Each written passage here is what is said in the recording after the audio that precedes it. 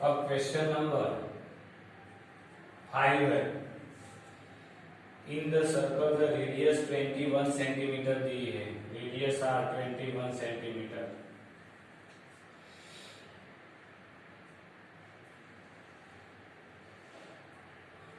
Subtended angle 60 यानी theta आपको दिया हुआ है 60 degree. At the centre find the length of the arc. आपको आर्क की लेंथ फाइंड करनी है। दूसरा है तो पहले वही फाइंड करते हैं। Length of arc minor arc is equal to pi r theta upon 180। Pi की वैल्यू आपको दी हुई है? नहीं, पाई की वैल्यू आपको नहीं दी। इसका मतलब 22/7 लेनी है। तो 22/7। आर कितना है 21, थीटा कितना है 60 अपॉन 180। तो 22, 21, 60 डिवाइड बाय 7 अपॉन 180। तो 180 के 0, 6 3 जा 7 3 जा 21 यानी 22 सेंटीमीटर। वो आ गई length of the arc minor arc. दूसरा आपको फाइंड करना है area of sector formed by the arc. Arc से जो सेक्टर बनता है वो आपको फॉर्मेट करना है, यानी माइनर सेक्टर है ना। तो minor sector area is equal to pi r square theta upon 360। Pi की वैल्यू 22 लेनी है। 21 है। थीटा कितना है 60 है। ये 21 का 7 नीचे लिखा और ये 360। तो 360 ले जाएगा तो इधर 6 बचेगा। अब 6 का 11 2 जा और 7 3 जा लिख देता हूँ 21 का। और नीचे 7 इंटू 3 इंटू 2। तो 7 3 जा 21, 2 2 निकल गया। क्या आया 11 इंटू 21 यानी 21 और 11 0 1 2 2 1 1 3 2 यानी आपका फाइनल आंसर आया 231 सेंटीमीटर स्क्वायर। दूसरे का, ये पहले का आ गया। दूसरा आपको माइनर सेक्टर एरिया उससे जो कवर होती है। तीसरा area of segment formed by corresponding chords. वो एरिया कितना कवर होता है वो आपको ढूंढना है। तो अब मैं आपको फिगर में बता देता हूं, बराबर। तो कवर होता हुआ एरिया 60 का एंगल बनता है, एक कॉर्ड्स है। तो इसके कारण ये आपको ढूंढना है, यानी माइनर सेगमेंट ही ढूंढना है।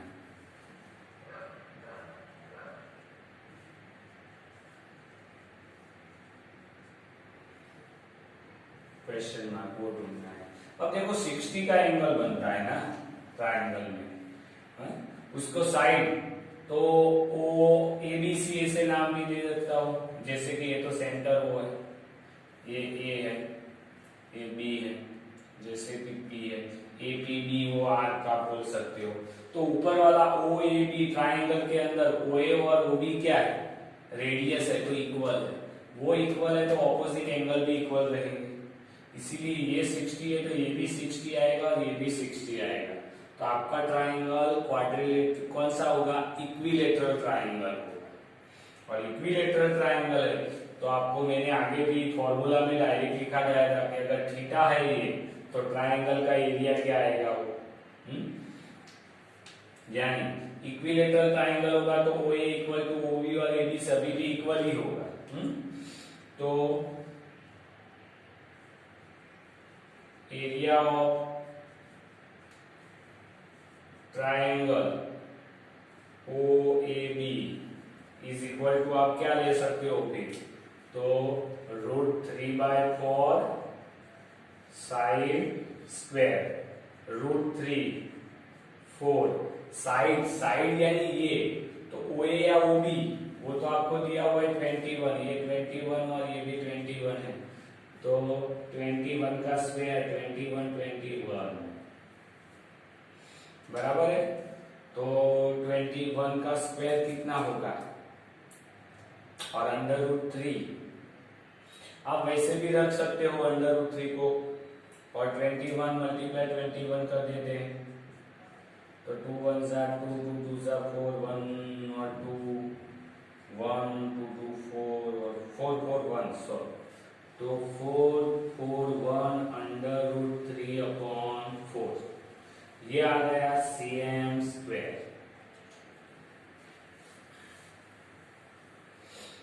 बराबर है। अब पूरे एरिया यानी माइनर सेक्टर में से ट्राइंगल माइनस कर देते हैं बराबर है तो आपको ये आंसर मिल जाएगा तो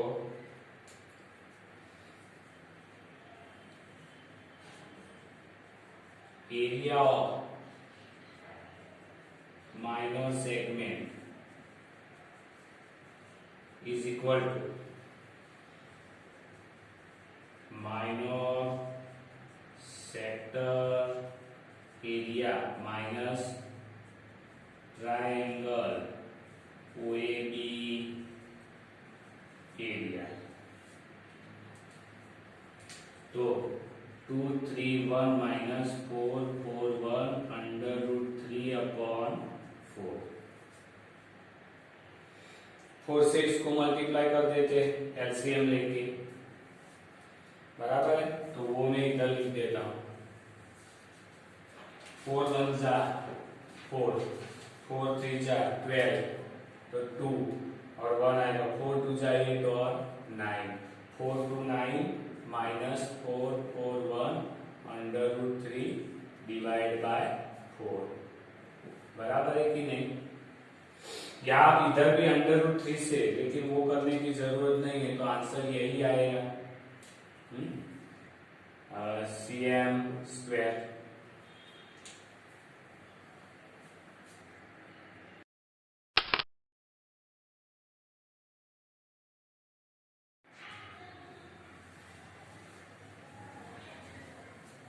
अब देखते हैं एक्सरसाइज नंबर 12 है उसके अंदर क्वेश्चन नंबर 8 जिसके अंदर the watch is tied to P at the one corner of the square ये स्क्वायर है इसका जो कॉर्नर है वहां से एक हॉर्स को बांधा हुआ है और हॉर्स ये इतनी जगह पे जा सकता है यानी एरिया कवर कर सकता है ये टोटल ऑफ स्क्वायर के अंदर 50 मीटर्स है उसकी साइड ये 50 मीटर्स टोटल साइड उसमें से जो लेंथ ऑफ रोप है वो 5 मीटर की है अगर ये 5 मीटर रहेगी तो 5 मीटर तक हॉर्स जा जाएगा तो ये वाला भाग देखो आप तो सेक्टर बनता है कि नहीं ये सेक्टर के अंदर स्क्वायर है तो ये 90 डिग्री होगा रेडियस से मिल जाएगी आपको 5 सेंटीमीटर बराबर है कि नहीं तो फिर आपको क्या ढूंढना है the area part of the field in which the horse can graze यानी कितना एरिया कवर करेगा हॉर्स उसका तो वो हो कौन सा हो गया तो ये हो गया अपना सेक्टर ही हो गया तो इसके लिए रेडियस भी बोल सकता हो r is equal to 5 centimetre और थीटा वो 90 डिग्री हो गया तो एरिया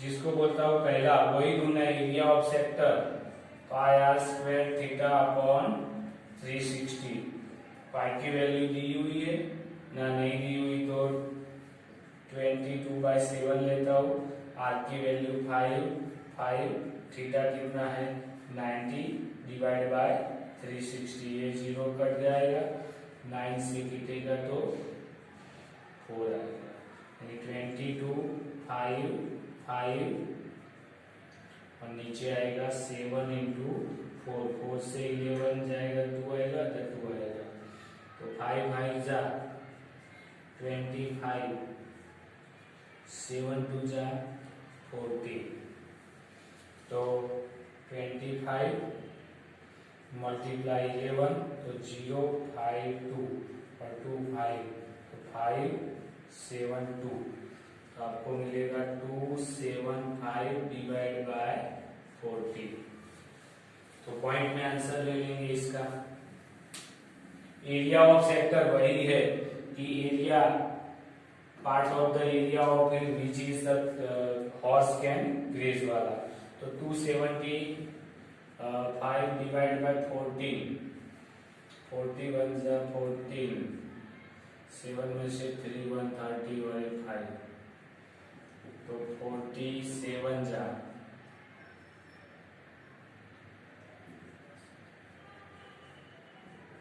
49 जा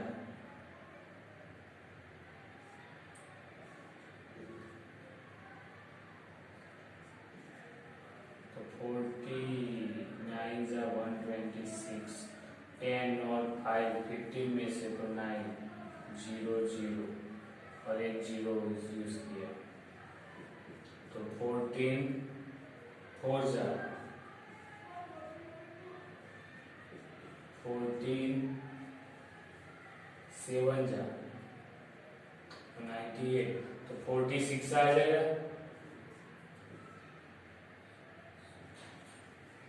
तो 84 यानी 6 कितना है 6, वो 0 लिया तो 19.6, अब सभी मीटर्स में है तो मीटर्स का स्क्वायर। जबकि दूसरा आपको बोला है कि अगर एरिया इंक्रीज होता है, हॉर्स को इधर बांधा हुआ है और ये जो रोप ऑफ द लेंथ है वो इंक्रीज होती है और 5 से 10 मीटर होती है, the increase the grazing area if rope were 10 metre long, तो आपको रेडियस अभी रेडियस चेंज हो जाएगी, r इज इक्वल टू कितना आएगा 10 मीटर लेना है और थीटा तो आपका 90 ही है, और फिर से आपको यही सब करना है। एरिया ऑफ सेक्टर उसमें भी लेना है सेकंड में, तो एरिया ऑफ सेक्टर तो पाया स्क्वायर थीटा अपॉन 360, पाई की वैल्यू 22 लिया, आर कितना है 10 10 थीटा 90, नीचे क्या आएगा 7 और 360, तो 360 9 जा तो 4 आया, बराबर है 22, 5 2 जा 5 2 जा नीचे 7 और 2 2 जा 4, तो 2 2 2 2 कर गया 22 और 5 5 जा 25 डिवाइड बाय 7, 25 2 जा तो हमने किया था, ये 11 जा 275, उसके अंदर 2 से मल्टीप्लाई करना है, 2 5 और 2 2 से 0 5 2 जा 10 0 1 2 2 जा 4 और 5 25 जा और 0 5 तो 0 5 5 आएगा, तो 5 5 0 बाय 7 आएगा।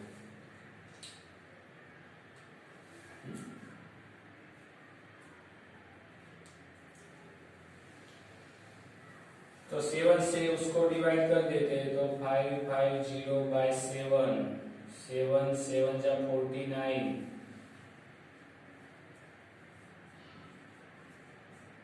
6 0 7 56 0 4 0, तो पॉइंट 7 7 जा 7 5 जा 6 हाँ 7,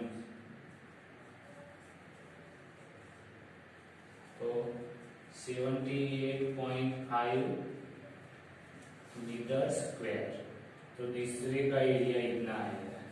दोनों के अंदर आपको सेक्टर ही फाइंड करना है, तो इस तरह से होगा।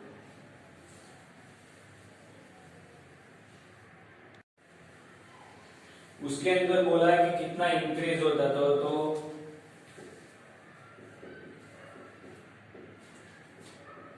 इंक्रीज एरिया, कितना एरिया इंक्रीज हुआ तो क्या करेंगे 78.5 माइनस 19.6 करेंगे ना।